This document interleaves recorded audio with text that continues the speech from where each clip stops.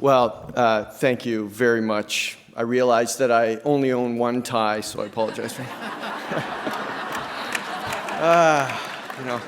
So I am truly, well, times are tough in our firm, so I am just humbled to be here today and to receive this recognition. And first, let me say congratulations to my fellow champions tonight, to Cynthia and to Colleen. So well deserved, and I am inspired by both of you, even more so today after sitting on the panel this morning and listening to some of those stories. Just unbelievable. I want to say thank you to Catalyst, to Alex, to Deborah, to the entire organization. I applaud you for all the work you do and the difference you make, and I'm grateful for the opportunity to just be some small part of it. And I want to say a special thanks to Alex, who's become just such a terrific mentor, a coach, and a friend to me. You have this amazing ability to encourage people to convert their thoughts around what they know is right in a way that seems kind of both unnerving and scary all at the same time. I want to thank my amazing team at KPMG, many of whom are here tonight. You're the ones who deserve this recognition. It's a testament to your vision and your incredible efforts to ensure that every single member of our team can bring their whole self to work, and that we hold ourselves accountable to make sure that we're not just talking about it. I am tremendously lucky to come to work every day with all of you. Thank you. Tonight, I want to just take a couple of minutes, and I want to talk to you about Georgia, Nathan, and Anna. So my wife, Bronwyn, and I, we have 3 amazing kids. And I know every parent says that, but in our case, it's really true. And I'm here before you today very plain and simple because of them. You know, for one reason, and it's just as simple. My son shouldn't have a better chance to succeed at KPMG, or frankly any other organization, than my 2 daughters. And if I have that conversation with the 3 of them tonight, not only would my 2 daughters think that makes no sense whatsoever, but just as importantly, so would my son. And I'm sure,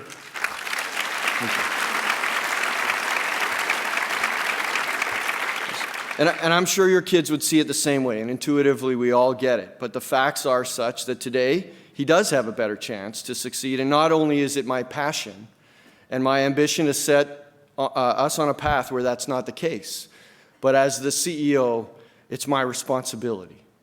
And not only is it the right thing to do for the generation coming behind us, but we all know that it's the right thing to do for our business and for our country.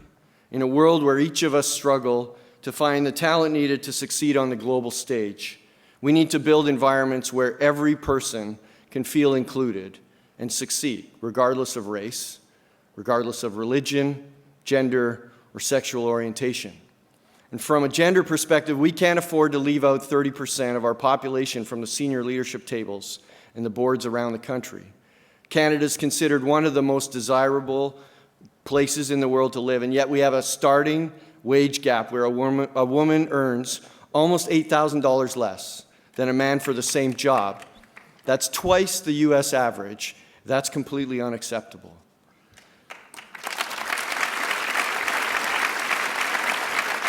And the good news is that together we can make a difference. And each of us will be at different stages of our journey, but we can all make a difference. I'll think of the difference being made by members of our team here tonight as an example simply because I'm more familiar with them. Like many of you, some of them have been incredible role models to the younger generation of women on our team, giving them hope and confidence they need to persevere through the ups and downs of their career paths. Like many of you, some of them have been amazing board members, helping shape the future of our organization in difficult times. Like many of you, some of them have stood up both internally and externally to champion the journey to a more inclusive environment for our people. Like you, some of them have stretched way outside their comfort zone to take leadership positions they thought they were too early for, but they did so knowing that others were there to support, encourage, and coach them every single step of the way. And they soon realized that not only could they make that stretch, but they'd go on to reach far further than they ever imagined. Like many of you, Some of them have realized that this is not a conversation by women, about women, for the benefit of women. This is a conversation by all of us, about all of us, for the benefit of all of us.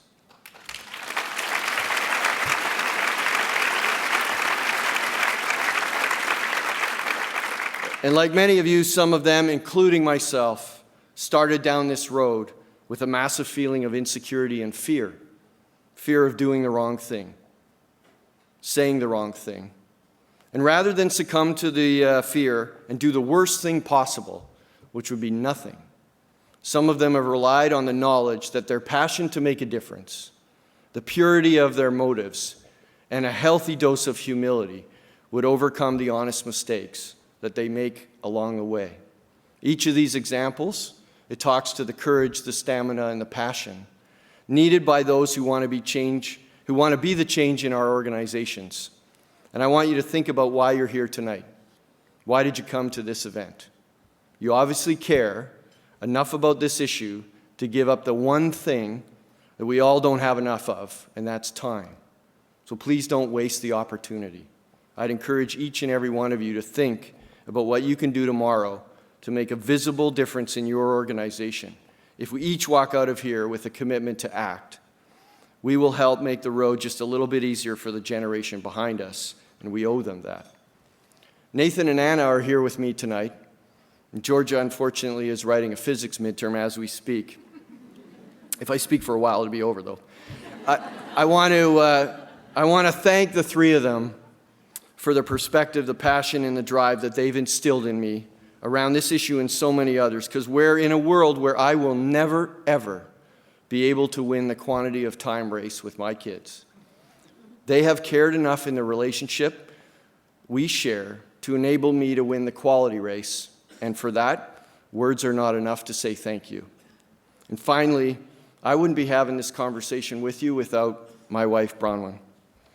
In a world of strong women, she's the strongest woman I know. And we've been on this journey together for over 30 years. She's been my rock the entire way. And whenever I run up against the toughest challenge, I know that with her in my corner, we can tackle anything together. You're amazing, and I love you very much. I am truly, truly...